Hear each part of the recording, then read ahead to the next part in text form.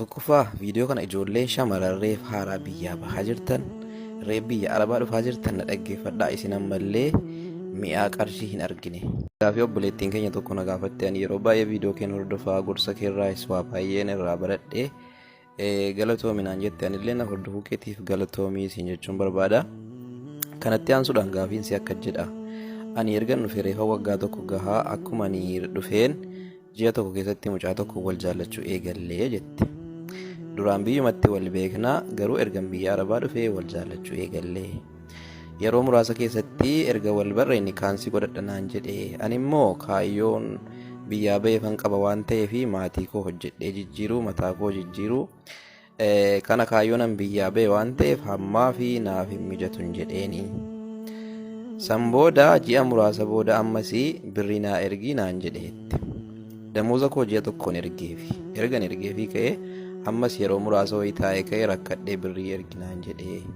Namni kun na jaallatamoo na jibbaa? Deebinaan ammoo yaadni isaa kun naaf galuu didee jetti. Waa'ee qarshii kana ani yeroo baay'ee deddeebi'ee dubbadheeraa jirana. Viidiyoo koo jala gadi seenaa ilaalaati.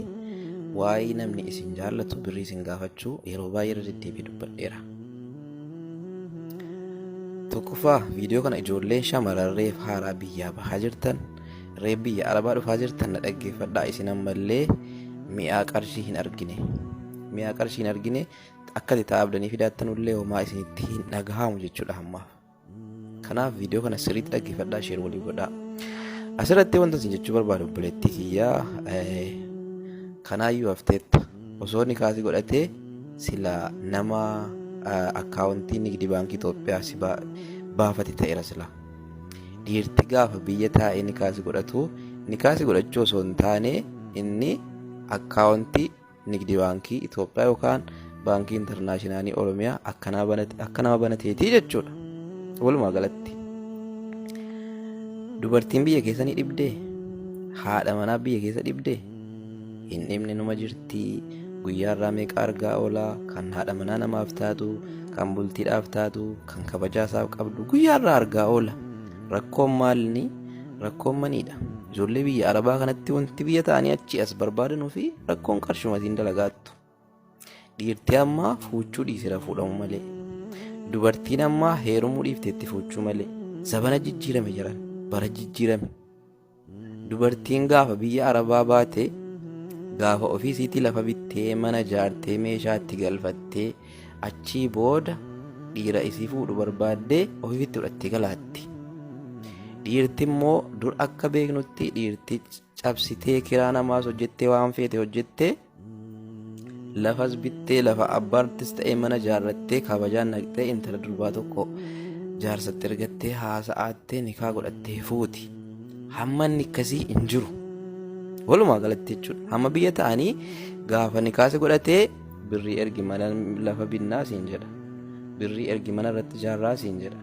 Matoora bitannaa siin jedha. Baajaajiidhaa siin jedha. Ati gaafa kana hunda godhaa deemtee biyya arabaattu hafte umuriin keellee deemtee inni kan biraatii wajjin achi jimaasaa itti fufaa oola. San booda yoo barbaade isii sana fudhatee galaa ati immoo yallaa siin jedha deemsee jedhe sattansi beeka siin jedha. Kanaaf dhiira biyya taa'ee ji'a muraasa keessatti nikaasii godhadha siin jedhu nikaallee hin godhamini, qarshii keellee summunii tokkotti hin ergine, qarshii kee maatii keettuyyuu hin ergine. Maaliif yeroon dahaaba yeroo warqiidha. Yeroo argitee hin bittu.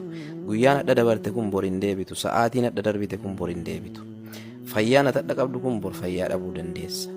Sii galee kanaaf isa ergiteetta nyaatamteetta garuu namni kun si jaallachuu osoo hin taane qarshii kee jaallatee sirraa fayyadamuudhaaf. Walumaa galatti ijoolleen biyya arabaa teessanii biyyatti nikaa godhatanu akka waan isin maal isinii galu? Isinii haa galu? Isinii akkaawuntiidha malee inni achi taa'ee birruma isin asii achitti ergitan saabbata. Isin immoo akkaawuntii birrii walitti qabu jechuudha. Akkaawuntii birrii walitti qabu inni immoo akkaawuntii birrii saabu jechuudha. Walumaa galatti kana biyya namaa teessanii nikaa hin godhaminaa biyyatti. Wallaahi isiniif ani himaa. Biyya namaa teessanii nikaa hin godhaminaa. Abbaa fedhe haa ta'u. Yoo biyyatti immoo heerumtanii maatiin isinii heerumtanii wajjin turtanii yookaan biyya arabaa baatan ta'e sun abbaa manaa keessanii waan inni barbaachisu wajjin godhaatii waliin jireenya keessa itti fufaa. An warra isin erga isin biyyaa baatanii isin jala deemee nikaan isin godhadhaa maaloodhaa isin jedhee achii ka'ee immoo qarshii na argii makiinaa motora na jalaa tabalaashee mobaayila na jalaa badee warra isin jedhu tasumayyuu irraa fagaadhu. Atiin kun nama ta'i yaadi, bineensa miti, hayawaana miti, nama ta'iiti yaadi. Yoo nama taatee yaadde akka namaatti jiraatte, yoo immoo nama taatee yaadne akka namaatti jiraachuu hin dandeessu. Abbaa argessi nyaachuu danda'a jechuudha. Ijoolleen shamarranii baay'ee irree biyyaa baattan isin namni dugda keessan akka kiraatiin godhate isin nyaachuu barbaada. Of eeggadhaa bareechaati. Akka isiniin jechuu barbaada obboleettii keenya qarshii kee namatti hin ergini. Namni si jaalatu qarshii isin gaafatu qarshii kee namatti hin ergini. Salaamu alaikum. Nagaan naa jiraadha. Mucaa kanaaf jecha tumameerasi, rukutameerasi, silkiis narraa fudhaniiru maatiin kiyya. Garuu irraa fagaachuu hin dandeenye.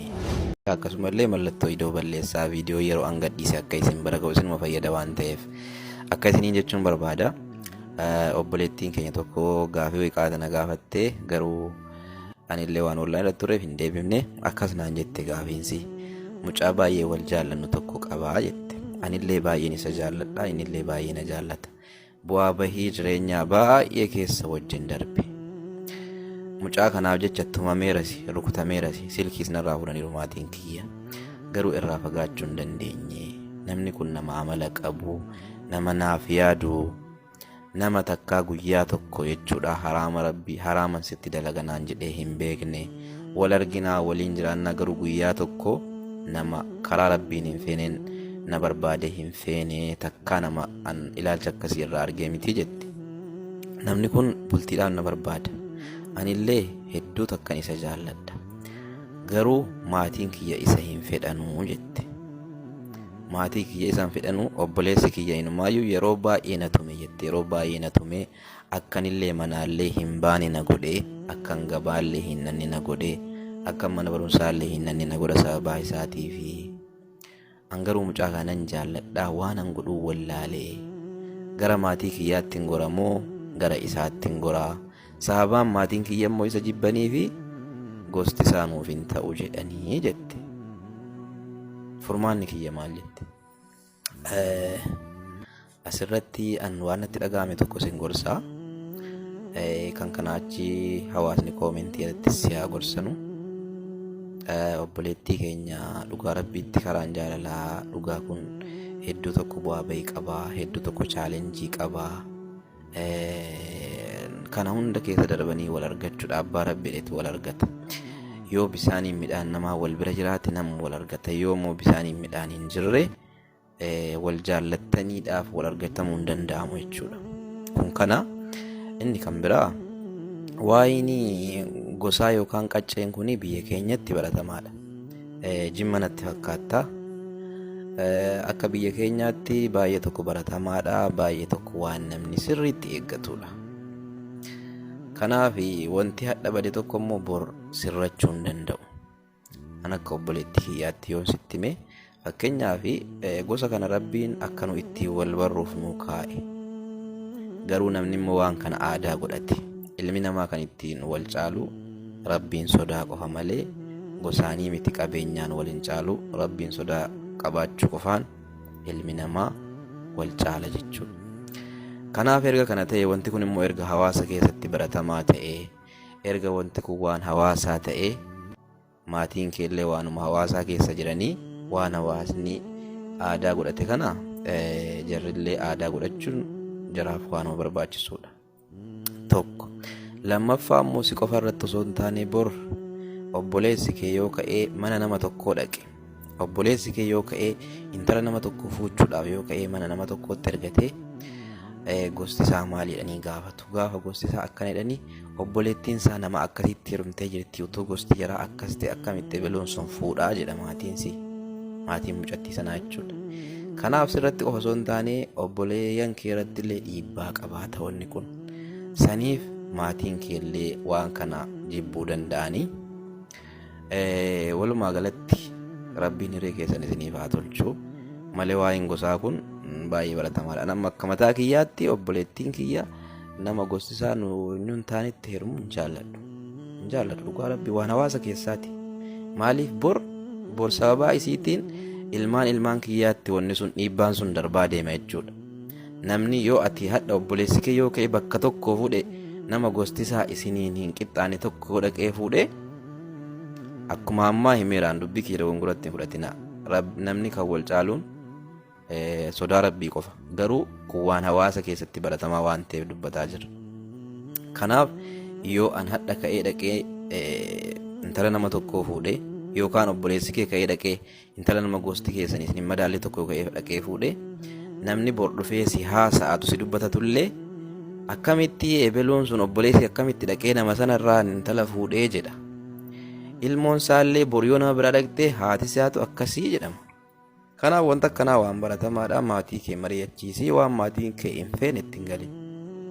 Dhugaa rabbiin siin jedhaanii nama tokko jaallattee qofaaf ittiin galin tokkoffaa wanta akkasii waan baay'ee dhiibbaa qabu.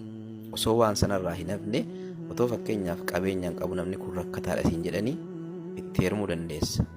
Rakkataadha, hin salaataa, hin soomana, waan rabbiin isa dhorkerraa hin dhorkama, waan rabbiin jaallatu hin hojjeta waan ta'eef itti heerumuu dandeessa. Garuu gosti kun immoo si qofa osoo hin taane obboleeyyan keetillee maatii kee irraanillee dhiibbaa gahuu danda'a. Saniif maatii kee mari'achiisii waan maatiin kee jibban osoo irraa of qusattee akkuma jaalalti jirtu jibbaan jirti.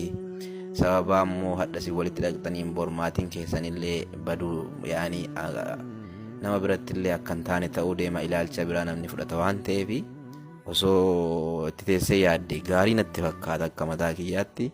Akka isiniin jechuun barbaada. Dogongora jiru dhiifama. Assalaamu alaikum warahmatullahi wabarakaatuh. Nagaa keessanaaf jiraadha.